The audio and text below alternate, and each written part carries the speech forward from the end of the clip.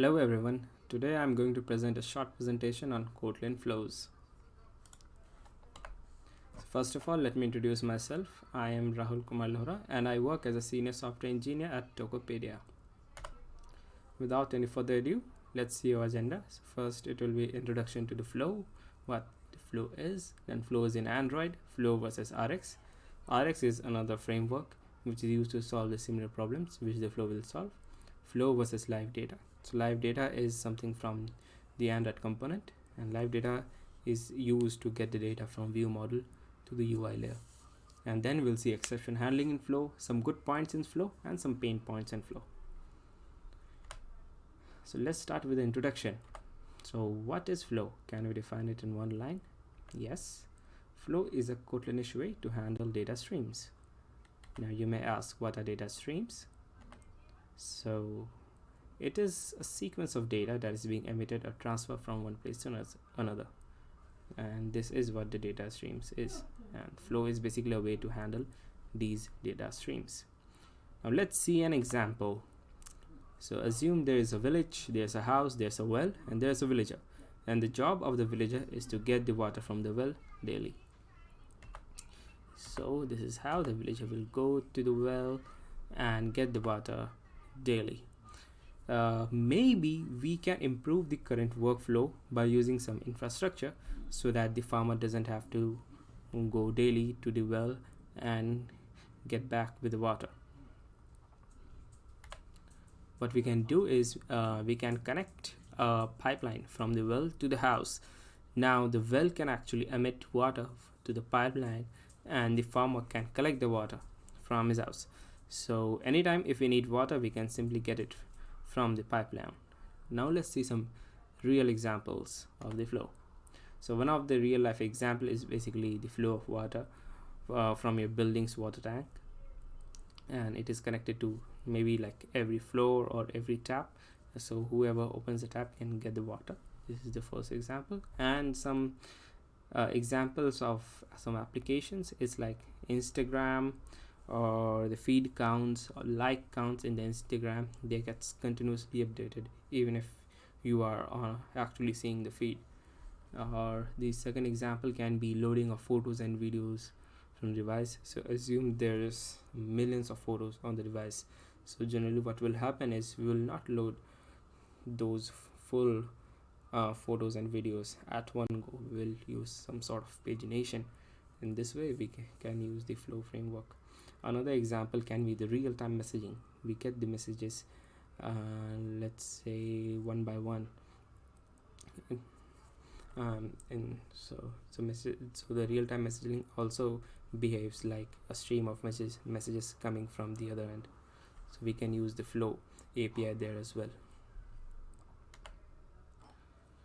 Let's get familiar with some technical terms in Reactive framework.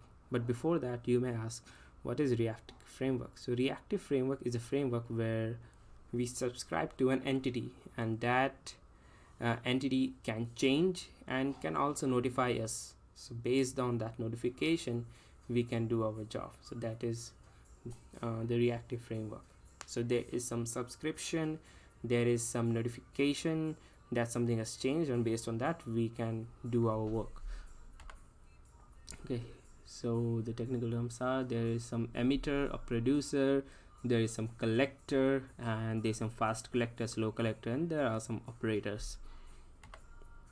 So assume this is a pipe, and if you want to emit something to the pipeline, the person or the one whoever is emitting to the pipeline is called the producer. And now there is a collector who is at the other end of the pipe and basically collecting the data from the pipe. So this is what the producer and the emitter is. And basically there is concept of fast collector and slow collector. What it means is like the collector is basically not collecting at the same speed at which the producer is emitting, so it is possible for the collector to miss out some values. This is what the fast collector and slow collector means, but we will see this in detail in out a few slides. And there are some operators, that is intermediate operators and terminal operators. What this means is basically we can also transform the pipeline in between. This is where the operator comes in. We will also see is detail in next few slides. So let's see how we can create a flow. So assume there is a use case class which is named media use case, and it accepts a media repository. The job of the use case is to get media from the repository. So let's see how we can utilize flow here. So there is a function that is get images, which is returning a flow of list of media. So here the term media basically represents a photo or video. So let's create a flow. We can use a flow builder which takes a suspended block, and it means that we can use suspending function inside the flow builder block. So there's an example.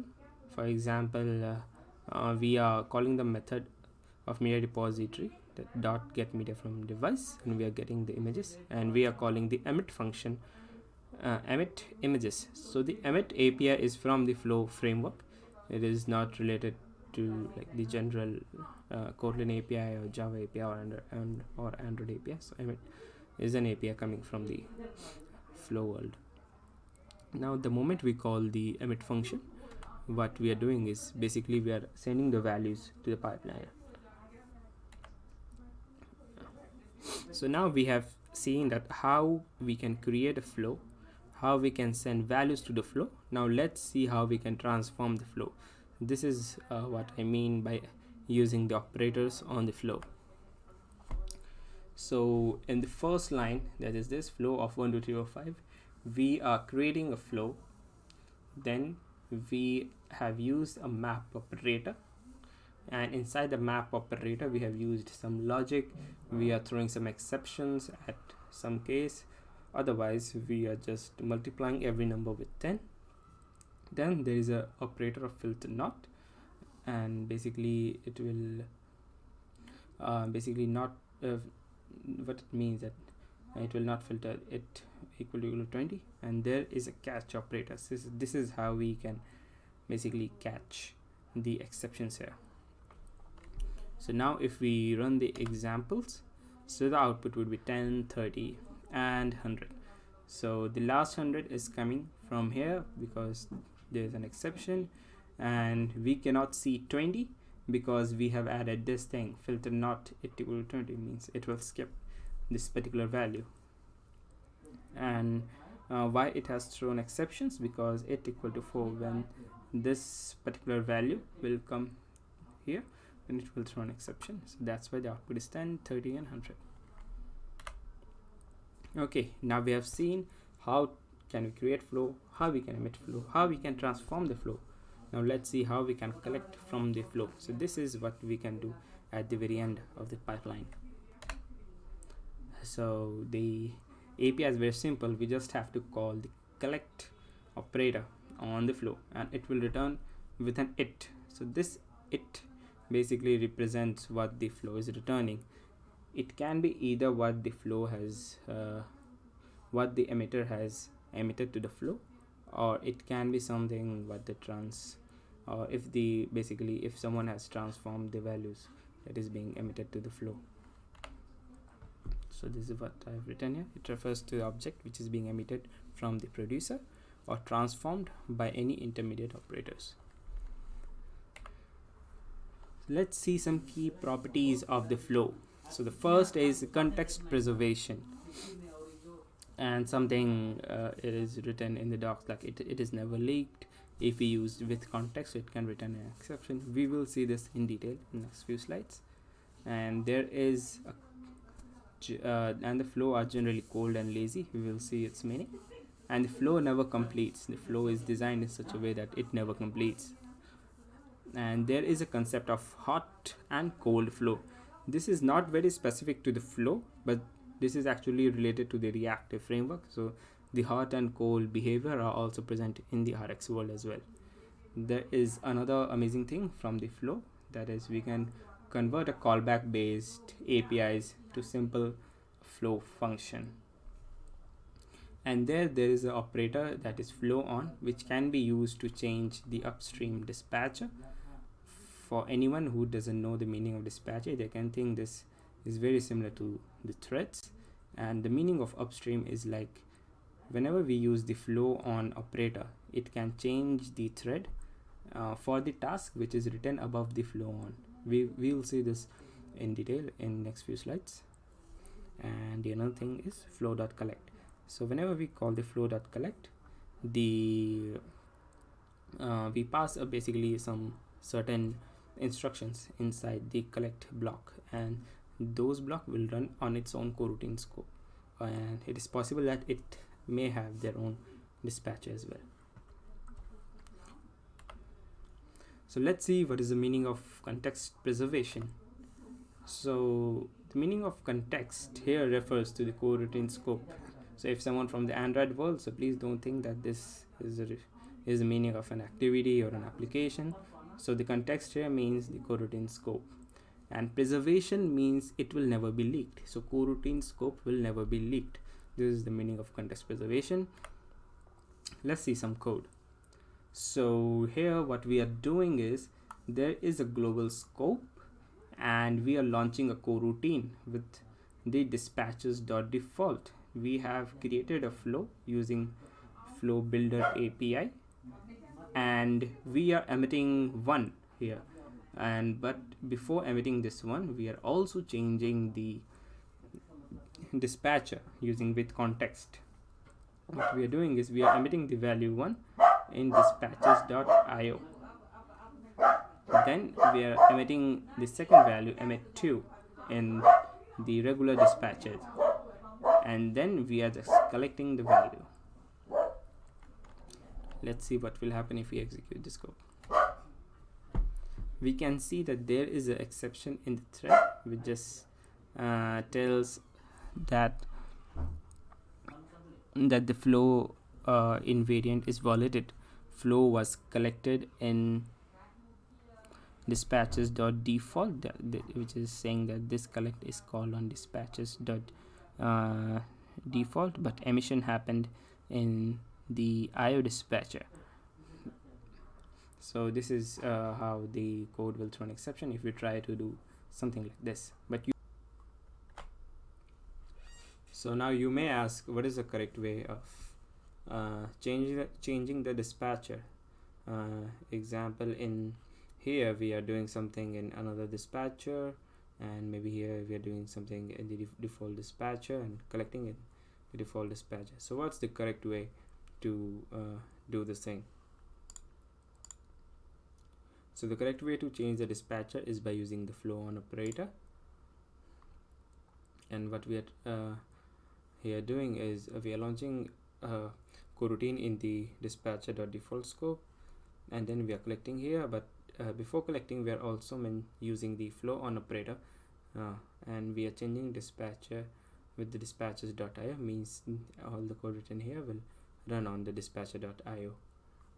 So this is the correct way to change the dispatcher, and it only changes the upstream dispatcher. What it means that only the code written above the flow on will be basically run on dispatcher.io. If there is any code written below dispatcher.io, that will still run on this particular coroutine scope. Now there is a concept of hot and cold.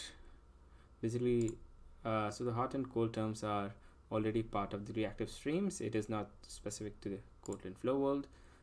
For the hot flow, you can assume that there is a radio broadcasting. So if any new subscriber joins a particular channel, then he will listen not from the beginning, but he will listen from the point from where he has joined the channel.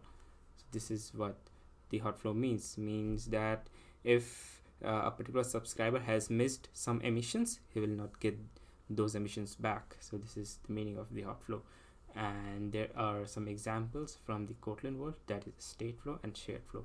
These two things are the examples of hot flow. And then there is this cold flow, which means all the subscriber that have joined the that have basically subscribed to the Kotlin Flow at any time, they will always get the emissions from the very beginning. And the example is the flow builder that we write using like this flow with curly braces. Then this is basically as per the documentation, the flow are cold and lazy. What it means that whenever we will create a flow using the flow builder and we will write the emission will not happen unless a terminal operator is called, like collect, that is called on it. So it is true for the flow builder, but we also saw that there are some hot flows as well, which can start emitting the value at any time. And there is another thing, that the flow never completes. Means if a flow is created, and then whoever has the reference of the flow can emit the values on it. So there is no close operation or any close API to the flow, so the flow never completes. Now another great like cool thing from flow is that we can convert the callback based API to simple flow. For example, let's assume there is a network API and we get a response from the network API by passing a callback. Let's say the callback is response observer. We get the response here, and at the very end we close the API to free up some resources. Now we'll see an example how the flow can help us to basically convert this callback thing to a simple function. So basically we'll create a function, it will be suspended function, and it returns a flow of int. We can assume that the response we get from here is of type int, and we will use a callback flow. It's another API from the flow which can return a flow. Now the code will still remain the same that was earlier, that is there is an instance of network API and we are calling the get response, and when we get the response we will use this new API from the Kotlin world, that is try send. This means that this will try to emit the value to the flow one. And there's another thing that is await close. This means that whenever the flow will be cancelled because the scope in which the flow is running is cancelled, then this particular method will be called to free up the resources. Yes, we can see that it will emit values to the flow and will execute this particular code, will execute when the flow is cancelled or its coroutine is cancelled. Let's see how flow behaves in Android. We will see how to collect flows, how should we cooperate with the Android lifecycle and configuration changes, because Android has a complex lifecycle. The app sometimes the app goes to the background state and then it can come back to the foreground state, and how the flow emission and the collector will behave in those scenarios. And another thing is, can we suspend the collector and emitter? So by suspending, it means that it's like pausing a movie. So can we pause the collector and emitter? Let's see what we have here. So let's say we have a code. This is how we generally write the code of an activity. We have an activity which extends app compile activity. We have its onCreate method. Now this code basically represents that we are collecting a flow which is present in the view model. We are calling .collect from it, and it returns an it object, and basically it has some state, basically a loading state and success state, and we are doing some log operation here. So this is a very basic example of collecting from flow. Since collect is a suspending function, we need to wrap it inside a coroutine scope or a suspend function. So there is an API that is lifecyclescope.launch, which means just launch this coroutine for the lifecycle of this particular activity. Similarly, like lifecyclescope.launch, we have some other APIs as well. These are lifecyclescope.launch when created, means whenever the activity is created, when started, whenever the activity started, and then when resumed. So these are like the couple of APIs we already have, which we can use instead of the same. Now let's see some good practices that we should use with Flow whenever we use Flow inside an activity. So this picture might be a little bit tricky to understand because there are a lot of things going on around here. Let me try to explain it. So as we can see, there are some events here, like the home button is pressed, app goes to background, app gets reopened, and view gets finished. And here we can see there is a lifecycle, views lifecycle. This is generally activities lifecycle, and this is what we saw, that this particular code launches a coroutine, and we can see that this particular coroutine will remain active for this entire lifetime. So what we are trying to show here, that if we launch a coroutine here using this particular code lifecyclescope.launch, then the collector will always remain active at all the states of the lifecycle. This is what is written here. The collector and the emitter are always active till the lifecycle of the lifecycle owner, which is activity here. In this case, the UI will always get the updates, but sometimes you might not want this. For example, let's say you have to show an animation only when the activity is in the foreground, or maybe some other things that you want to show only when the activity is foreground.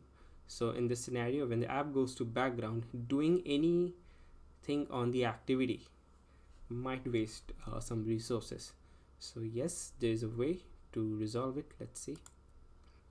So we have another method, lifecyclescope.launchWhen started. What it will do. So now we can see the view will still receive updates, but only when it is in active state, means when the view is in the foreground. And here it will again receive the updates, mean it is in the on resume state, and the collection will be suspended whenever the app goes to the background. But here there is a small problem. So now we are able to suspend the collection, but the emitter will still produce the values, which means that we can still miss out some values. So this solves the problem of not updating the UI in case we are getting streams of values, but at the same time we can miss some of the values. And there is another way to solve this problem as well. That is, there's another API that is repeat on lifecycle and passing that lifecycle state started. What it will do that now this view receive updates and the view receive update when the app is in active state. These all things will remain same. Everything is same. Only when the view goes to the background, this thing will change. Now both the collector and the producer will get suspended whenever the app goes to the background. So in this way, basically you can save the resources by not doing anything at all when your app goes to the background. Okay, so the correct way to use this particular repeat on life cycle is basically all the codes are same, but whenever we are collecting from the flow, just wrap it inside this repeat on life cycle and you'll get all the benefits. Now let's check out the types of flow. So we have a state flow, which behaves very similar to the Livedata, and we have a shared flow. So if we look at to the name of state flow, we can get some hint that it might store some state, and the meaning of shared flow will be a little bit difficult to just understand it from its wording, but we'll see in later slides what it means. So state flow, it's a hot flow. Under the hood, it basically has a value of type T. So basically the state flow stores a single value of type T, and while emission, it checks whether the old state is equal to new state. But it means that it will not emit if the old value is equal to the new value. So if we are continuously emitting the same value to the pipeline, it will not emit the value anymore. And yes, how do we create the state flow? Basically just like this. So the mutable state flow has a constructor and we have to pass some state to it. Now let's look up what is a shared flow. It's also a hot flow, and this is how we create a mutable shared flow. It has some thing like replay, extra buffer capacity, on buffer overflow. We'll see that what are these things, and we can see that this is a way to basically these are the strategies of how should we handle the buffer overflow. And this is something, a replay cache, which is of type list. So this replay cache is basically what it means, that if a subscriber wants to get the details from the very beginning, it can use the replay cache, and we can provide a number here that what it means that the mutable shared flow will keep like these many items into the memory, and in this way it can give these numbers back to any new subscriber. And then there is this on buffer flow. It's basically a strategy on what should happen when the collector is basically slow. Then it can basically suspend the coroutine, or it can drop the oldest emission or the newest emission. Now let's compare how flow behaves different from the RX Java. What we will compare is basically how we switch threads, the operators, the backpressure, and the lifetime of task. So how do we switch context? How do we switch the threads? So this is a face-to-face example of an observable of a flow. We have created an observable. We are using the map operator. So to switch the threads in RX Java, we have like this subscribe on operator, and where we are passing a new basically scheduler. Then again, if you want to change to another thread, we can again use subscribe on, and if we want to observe on some other thread, we have to pass this observe on. But in case of flow, we only have this flow on operator to basically switch to any other thread. So it is possible that people might feel difficult to remember how to basically change the threads in RX Java, because there is this subscribe on and there is this observe on, but in flow there is only this flow on, and the collect will run on its own coroutine scope. So I feel that this way is much easier to remember than this RX, but that's just my personal opinion. Now let's see the operators. So technically both have similar number of operators, and they do the same thing: map, zip, debounce, filter, merge, on each, retry. They both have like the same similar operators. Technically the RX Java has more operators than flow, but it doesn't mean that flow cannot do, or flow is inferior to RX Java. Yes. Then backpressure. So what is backpressure? It means that when the collector or the subscriber is unable to keep up with the producer, so the producer is producing a lot of values at a very fast pace, but the collector, which is running in the different scope, has is doing some hard work, so it is difficult for the collector to basically keep up with the producer. So we have some APIs here to basically help us. So first of one of them is the buffer. Basically this operator basically creates another coroutine, which means that this on each will run in different coroutine, and the collect will run in different coroutine, and the value that is being passed from one coroutine to another coroutine will be done using a channel. Then there is this buffer strategy that we can also use, that we have shown earlier, that suspend, drop latest, and drop oldest. this is how we handle the backpressure in the Kotlin. Let's see what is the lifetime of a task, the task that is given to the Flow or the RxJava.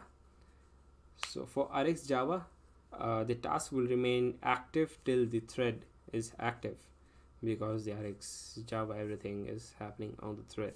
But for the Flow, it will stay active till its coroutine is active, or in whichever scope it is running is active.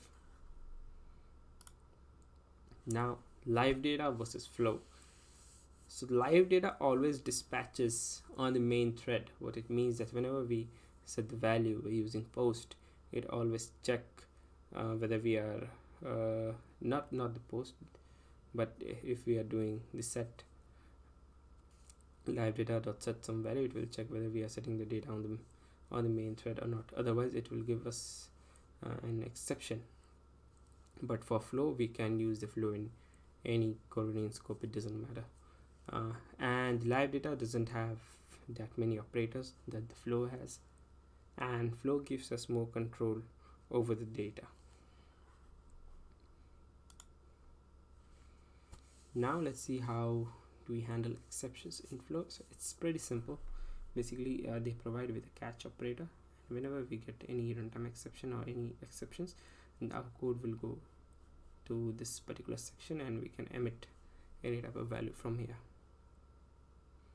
And yes, this is the last emission from the Flow.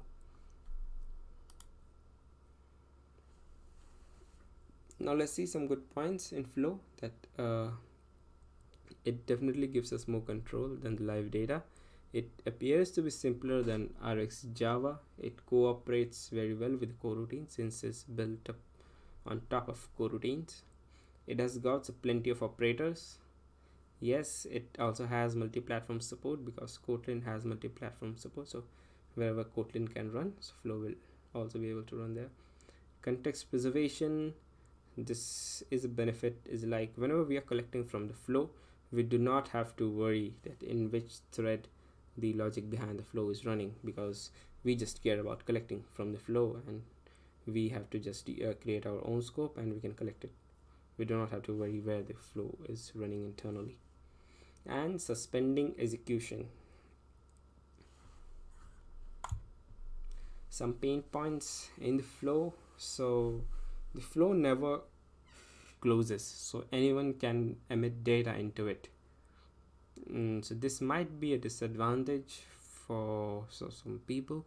So if they want more granular control, they can use channel, but again there's a pain point in using channel, that we have to look for a lot of other things to properly use channel. Basically also close the channel, so things like that we have to write some more code.